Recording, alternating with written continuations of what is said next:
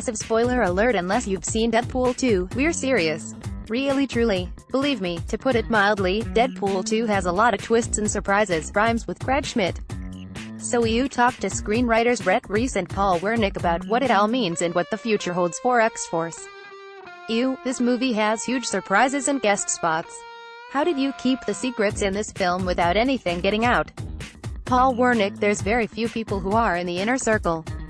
When we're writing the script, it's generally just Rhett, myself, and Ryan, and obviously director Dave Leitch was seeing pages as they were being written. Actors and agents never got sent scripts. It was always that you come into the office and read the script. Brett Reese: we treat ourselves like spies behind enemy lines at all times. You do have to pretend like you're in the CIA. One of the breakout new characters is X-Force candidate on regular dude Peter, Catastrophe's Rob Delaney. Where did he come from? Wernick: it's based on Brett Reese himself. Reese: it was Ryan's idea to have somebody who didn't have any superpowers. Then we thought, what if it's a truly average guy who works in payroll with a mustache and Dockers? We were talking about me playing the part, and thank God that never happened because Rob Delaney is about 10,000 times better than I would have been.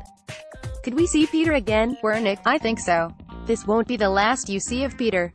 At the end of the film, you set up X-Force. Will this be the same team in the Drew Goddard film? Reese: we gave Drew the pieces to play with, but I think he also has the freedom to drop characters and add new ones to X-Force.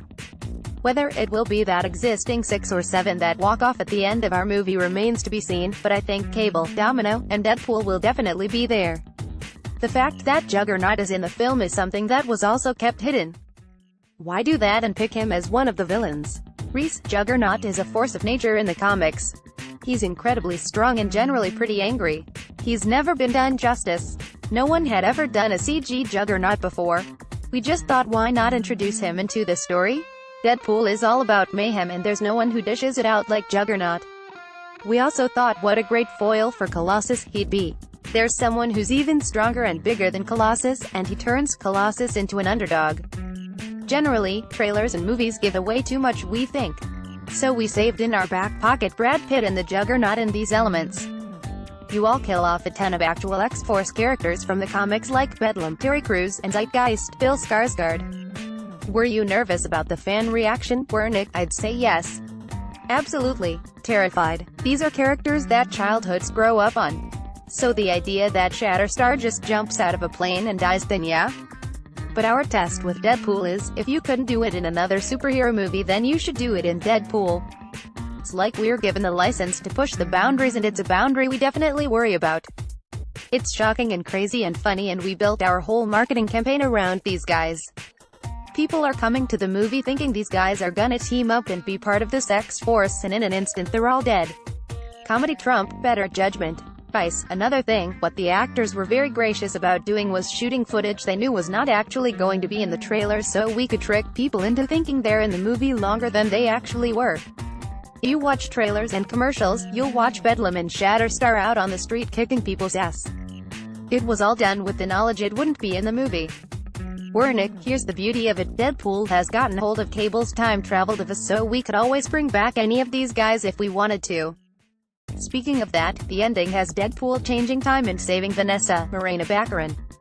But will that change everything we've previously seen? Like, will he still meet Domino? Reese: oh god, you're bending our brains. It's a very good point. We have thought about that. Sometimes, we think Deadpool is just crazy enough of a franchise that people aren't going to get particular about details about that.